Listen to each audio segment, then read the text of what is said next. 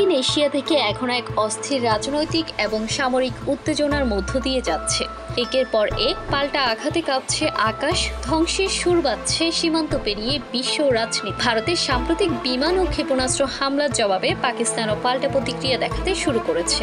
পরিস্থিতি এমন এক মোড় নিয়েছে যেখানে প্রশ্ন উঠেছে, এরপর কি হবে? ভারতের হামলার পর প্রতিশোধ নেওয়ার হুমকি দিলেও পাকিস্তান সীমান্তে গোলাবর্ষণ ছাড়া এখন পর্যন্ত বড় ধরনের সামরিক পদক্ষেপ নেয়নি। তবে ভারত দাবি করছে কাশ্মীরের জম্মু ও উধমপুরে এবং পাঞ্জাবে ক্ষেপণাস্ত্র নিক্ষেপ ও ড্রোন পাঠিয়ে হামলা চালিয়েছে পাকিস্তান। বিশ্লেষকদের মতে এখন সবচেয়ে গুরুত্বপূর্ণ প্রশ্ন হচ্ছে পাকিস্তান এখান থেকে কতটা এগোতে চায়। পাকিস্তানের অভ্যন্তরীণ রাজনৈতিক অবস্থা, ইমরান খানের বন্দিত্ব এবং সেনাবাহিনীর জনপ্রিয়তা সংকট এই সিদ্ধান্তকে প্রভাবিত করতে পারে। সংঘর্ষের পর দুপক্ষই নিজেদের বিভিন্ন পদক্ষেপের ভিত্তিতে বিজয় দাবি করেছে, যাতে শুধু বৈরিতাই বাড়ছে।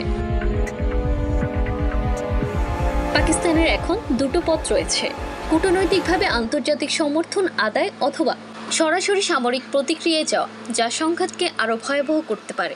বিশ্ব শান্তি এবং পরমাণু যুদ্ধের শঙ্কা মাথায় রেখেই আন্তর্জাতিক সম্প্রদায় দুই পক্ষকেই সংযম প্রদর্শনের আহ্বান জানিয়েছে।